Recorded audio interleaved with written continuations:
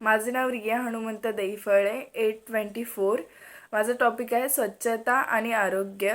मुलांमध्ये बहुतेक रोग आणि मृत्यूच्या घटना ह्या घाणेरड्या हाताने खाल्ल्याने किंवा घाणेरडे पदार्थ खाल्ल्याने होतात. यांपासून त्यांच्या तोंडावाटे शरीरात पुष्कळसे रोगजंतू जातात. मानव आणि पशूंच्या मलापासून देखील हे येतात. चांगल्या आरोग्य सवयींमुळे विशेषतः डायरियापासून बचाव होऊ शकतो. सर्व प्रकारच्या मल, शौचकूप किंवा शौचालयात फेकणे, मुलांच्या मलांशी संपर्क झाल्यानंतर किंवा मुलांना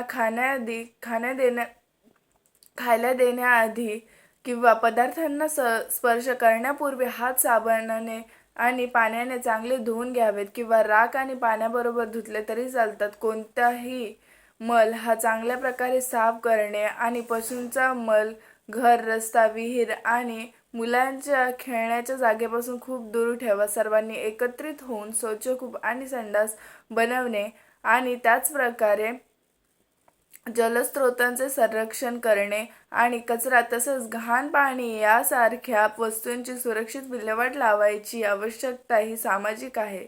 सरकारच्या द्वारे समाजाला स्वस्त दरात शौचकूप आणि संडास बनवण्यासाठी आवश्यक सूचना देणे फार आवश्यक आहे, कारण हे सर्व कुटुंबाच्या द्वारे विहनीय आहे. नागरी क्षेत्रात अल्पवयीन, कमी खर्चिक ड्रेनेज सिस्टीम आणि स्वच्छतेची व्यवस्था, सुधारित पेयजलपूर्ती आणि कचरा गोळा करणे यासारख्या कामांसाठी सरकारी मदतीची गरज आहे.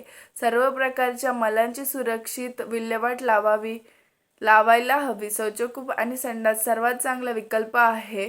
कुटुंबाच्या सर्व सदस्यांनी, ज्यामध्ये मुलांचाही समावेश आहे, मल संपर्कानंतर खाल्ल्याने, स्पर्श करण्यापूर्वी आणि मुलांना दूध पाजवण्याआधी आपले हात खूप चांगल्या प्रकारे साबण आणि पाणी किंवा राख आणि पाण्याबरोबर धुणे हे फार आवश्यक आहे.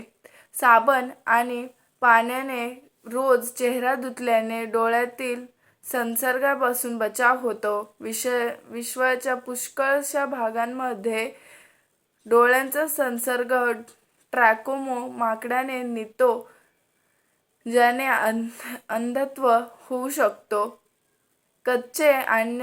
कच्चे किंवा उरलेले खाणे धोक्याचे ठरू शकते. कच्चे पदार्थ नीट शिजवून